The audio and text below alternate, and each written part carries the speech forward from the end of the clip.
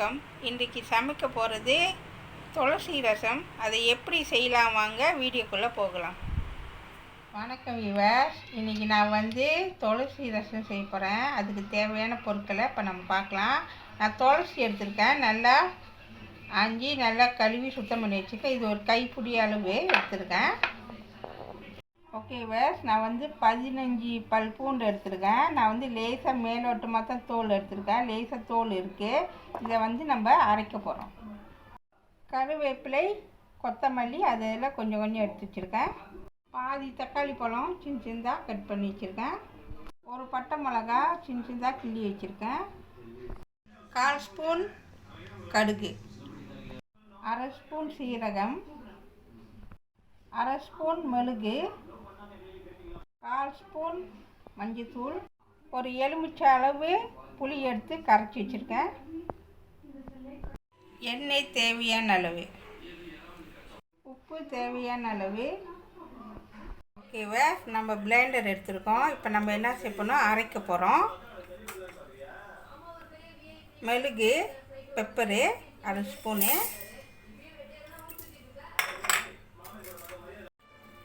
சீரகம் 1/2 ஸ்பூனு. இது ரெண்டையும் அதில் போட்டுருவோம். இப்போ ரெண்டையும் நம்ம அரைக்க போகிறோம். ஓகேவா, இப்போ நம்ம அரைக்கலாம்.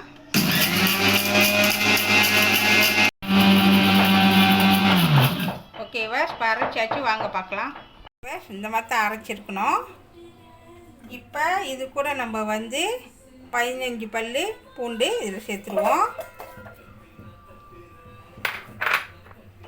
அது கூட ஒரு கைப்பிடி அளவு துளசி. ஓகேவா, இப்போ வாங்க நம்ம அரைக்கலாம்.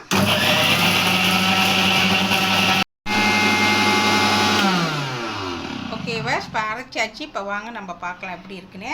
ஓகேவா, திறந்து பார்க்கலாம். பாருங்கள், இந்த மாதிரி தான் இருக்கணும். ரொம்பவும் தூளாக அரைக்கக்கூடாது. இந்த மாதிரி குறைன்னு அரைச்சா போதும். ஓகேவா, இப்போ ரெடி ஆகிடுச்சு. இப்போ வாங்க எப்படி செய்யலான்னு காமிக்கிறேன் உங்களுக்கு. ஓகேவா, இப்போ நான் ஒரு அடுப்பில் இரும்பு சுட்டி வச்சுருக்கேன். இப்போ நல்லா காஞ்சிடுச்சு. இப்போ இது கூட நம்ம கொஞ்சமாக எண்ணெய் சேர்த்துக்குவோம். ஓகேவா, நான் கிட்ட 2 ஸ்பூன் எண்ணெய் ஊற்றிருக்கேன். நல்லா காயிட்டேன் எண்ணெய். ஓகேவா, இப்போ எண்ணெய் நல்லா காஞ்சிடுச்சு. நம்ம கடுகு சேர்த்துருவோம். கடுகு நல்லா பொரியிட்டோம். ஓகேவா, இப்போ கடுகு நல்லா பொரிஞ்சிச்சு. இது கூட பட்டை மிளகாய் சேர்த்துக்குவோம். பட்டை மிளகாய் நல்லா வேகட்டும். அது கூட 1/2 தக்காளி பழம் சேர்த்துக்குவோம். சேர்த்து நல்லா கிண்டி விடுங்க. ஆனால் குறைச்சி வச்சுக்கோங்க.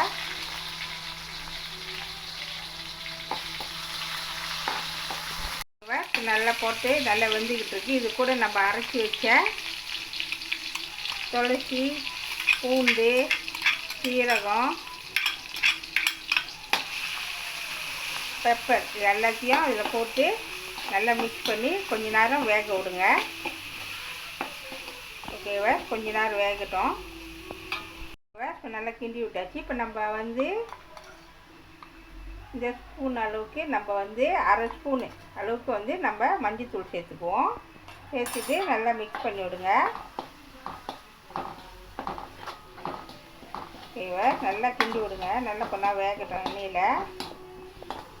ஓகேவா, இப்போ நல்லா வெந்துருக்கு. இது கூட நம்ம என்ன ஒரு நிமிஷம் நல்லா வேக விடுங்க. அப்போ தான் அந்த வாடையெல்லாம் போகும், பச்சை வாடையெல்லாம். ஓகேவா, இப்போ நம்ம புளி சேர்த்துக்குவோம். உங்களுக்கு எவ்வளோ புளிப்பு வேணுமோ அது தகுந்தாப்புல நீங்கள் சேர்த்துக்குங்க. ஓகேவா, சேர்த்தாச்சு. இது கூட நான் 1 கிளாஸ் தண்ணி சேர்க்குறேன். உங்களுக்கு எவ்வளோ தண்ணி வேணுமோ அது தகுந்தாப்புல நீங்கள் சேர்த்துக்குங்க. ஓகேவா, நான் இந்த கோழியில் நான் 1/2 கோழி தண்ணி சேர்த்துக்கிறேன். ஓகேவா, இப்போ நான் 1/2 கோழி 1 கோழி ஊற்றுனா இப்போ 1/2 கோழி சேர்த்து நான் 1/2 கோழி தண்ணி சேர்த்துருக்கேன். ஓகேவா, இப்போ நம்ம என்ன செய்ய போகிறோம்னா இது கூட உப்பு போட்டுக்குங்க. ஓகேவா, உப்பு போட்டாச்சு. நம்ம மிக்ஸ் பண்ண வேண்டியது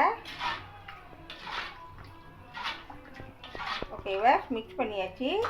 இப்போ நம்ம இது கூட என்ன செய்ய போகிறோம்னா கருவேப்பிலையும் கொத்தமல்லியும் இதில் சேர்த்துருவோம். ஓகேவா, சேர்த்தாச்சு. உங்களுக்கு புளி கூட வேணுன்னா கூட ஊற்றிக்கங்க, இல்லை குறைச்சி ஊற்றினா குறைச்சி ஊற்றிக்கங்க, பிரச்சனை இல்லை. இப்போ நல்லா சேர்த்தாச்சு. ரொம்ப நேரம் கொதிக்க விடக்கூடாது. ஒரு கொதி வந்தோடனே அடுப்பை வச்சுடுங்க. இப்போ கொதிக்கிட்டோம். ஓகேவா, மிச்சம் கொஞ்சம் துளசி இருக்குது, இதில் நம்ம போட்டுருவோம். கொதியாக நல்லா வெந்துடும். ஓகேவா, இப்போ போட்டாச்சு. நல்லா மிக்ஸ் பண்ணி விடுங்க, நல்லா கொதி வரட்டும். இப்போ பாருங்கள், நல்லா கொதி வருது பாருங்கள். இந்த கொதி வந்த கையோடய நம்ம அடுப்பை வச்சிடணும். ரொம்ப நேரம் வேக விடக்கூடாது. ஓகேவா, கொதி வந்துடுச்சு. இப்போ அடுப்பை வச்சிருவோம். ஓகேவா, இன்றைக்கி நான் வந்து துளசி ரசம் செஞ்சுருக்கேன். இது வந்து உடம்புக்கு ரொம்ப நல்லது. உடம்புலோட சீக்கோ எந்த நோயாக இருந்தாலும் சரி, சளியாக இருந்தாலும் சரி முறிச்சிடும். இது கண்டிப்பாக வீட்டில் செஞ்சு பாருங்கள், உடம்புக்கு ரொம்ப நல்லது. வாரத்தில் ஒரு நாள் செஞ்சு சாப்பிட்டாலே ரொம்ப நல்லது. வீட்டில் ட்ரை பண்ணி பாருங்கள். சுவையான துளசி ரசம் ரெடி ஆயிடுச்சு. இதை கண்டிப்பாக வீட்டில் செஞ்சு பாருங்கள். இந்த வீடியோ பிடிச்சிச்சின்னா மறக்காமல் லைக் பண்ணுங்கள், ஷேர் பண்ணுங்கள், சப்ஸ்கிரைப் பண்ணுங்கள். பக்கத்தில் உள்ள பெல்லை கிளிக் பண்ணுங்கள். அடுத்த வீடியோ சந்திப்போம். நன்றி, வணக்கம்.